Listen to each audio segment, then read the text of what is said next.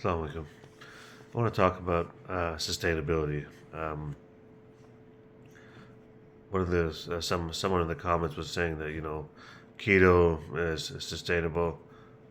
Like I said in one of my previous videos, I don't think it's very. I disagree wholeheartedly. I don't think it's very sustainable long term. I hear about brothers who lose 50 pounds or so, and they have incredible results. Yeah, so it does, especially when you combine it with intermittent fasting. There's no doubt about it. It works. There's not like an iota of doubt in my head. That's not the point. Is it sustainable to stay away from bread, from rice, for the rest of your life? I don't think so. Okay, hey, if you can do it, God bless you. I'm not against it. But I don't. For me, I choose not to. That's what it comes down. That's what it comes down to. So like I said, I disagree wholeheartedly. I don't think it's sustainable at all for the average person out there. Um, but that's just my 2 cents worth. But with regards to intermittent fasting and like the term sustainability, this is all relative. So what's sustainable for you may not be sustainable for me. So, like some people find it sustainable that they do OMAD, 1 meal a day. So every day they just eat dinner. That's it because they want to enjoy a meal with their families, with their kids, or what have you, with their spouse, their wife, or whatever. So that's sustainable for them. So this is all it's all relative. So some people just want to skip breakfast, and that's sustainable for them. So they just do 16 hours, whatever, 14, 16 hours, and they're just like I said, essentially skipping breakfast, and then that's what's sustainable for them. So some people do like 36 hours, 36-hour fast, every 2 3 times a week, and that's sustainable for them. They've managed to incorporate it in their lives, so they're just sipping on black coffee, and they're staying hydrated. And yeah, by the way, if you're doing these long-term fasts, you want to add some salt in your thing to maintain your balance of electrolytes. So, but it's not really. It comes down to the individual. Like I said, some people insist on they want to have dinner with their families every night, so they just do OMAD. Some people aren't willing to do that, and they say they feel terrible when they do like these sort of long term fasts. They just want to do 16 hours of fasting and 8 hours of with an 8 hour eating window. So this is all relative. So it comes down to you, like I said, and yeah. So um, just wanted to address those things. But yeah, this is all it's all it's all whatever, subjective or it's relative. It comes down to your lifestyle, your preference, your circumstances with your family, what have you. Some for a lot of people, I would say. Um, but of course, I'm not trying to speak for anyone, but um, based on the people that I know, they just want to have dinner is if they had to pick. Look, you're going to have to make sacrifices. The sacrifices that if you want, if you change nothing, then nothing changes, right? So like if you're watching me, perhaps you're interested in fitness or the weight loss, what have you. So if you just keep doing the same thing, then nothing will change, right?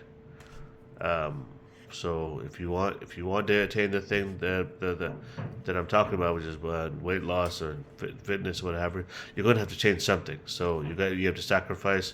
Some people are willing to sacrifice breakfast. I'm not really.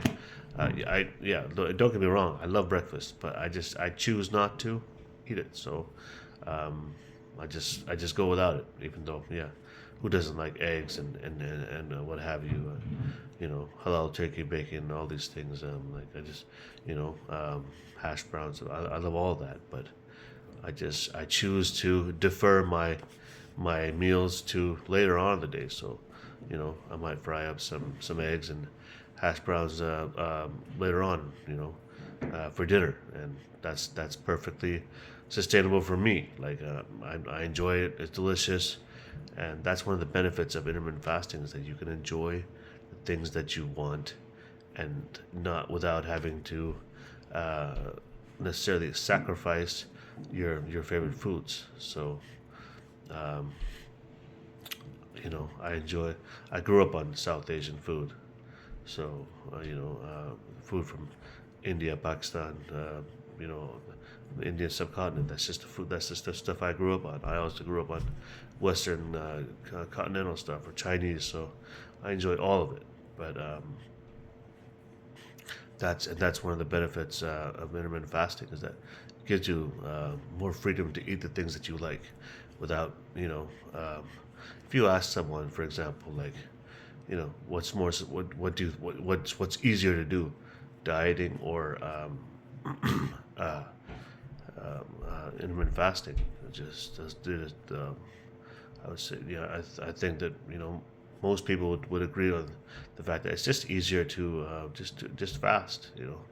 Just say no to food for a certain time period. That's it. And once you make up your mind, that's okay. I'm not eating. Then that's what it is. You're not eating. So it's not really a big deal. Deal. You just That's it. You're not eating. You've made a conscious choice, and you've just told your mind, okay, we're not. There's not going to be no food entering our system, or your system. So that's it. There's no like negotiating here. This is You've made up your mind, and you're on. So you know, hey, sometimes people cave. And I'm one of those people. Sometimes I'll cave at like 14 hours. I'll be like, "That's it. I'm fed up. Okay, I'm gonna, I'm gonna eat some. I'm gonna eat whatever." So that's what it is. Um, and that's like I said, one of the benefits of doing intermittent fasting. So yeah, it's just my thoughts on sustainability. It's all relative. It's not. It comes down to your preference versus mine, and your circumstances. Like I said, if you want to enjoy dinner with your family, then if you had to pick between breakfast, lunch, and dinner, I think in my opinion, dinner is more sustainable and is more important. And if you had to pick between those meals, so and I think like breakfast is just the easiest. If you had to pick like out of all these threes, breakfast, lunch, and dinner, I would say if you had to sacrifice one, I'd say breakfast is the easiest.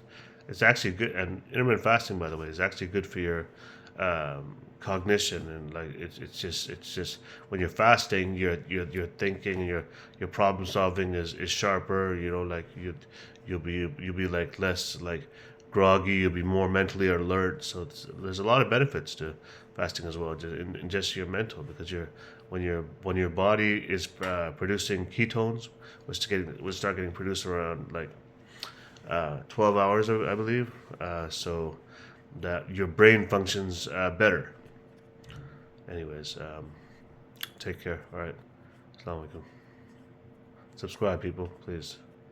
All right, take care. All right. Assalamu alaikum.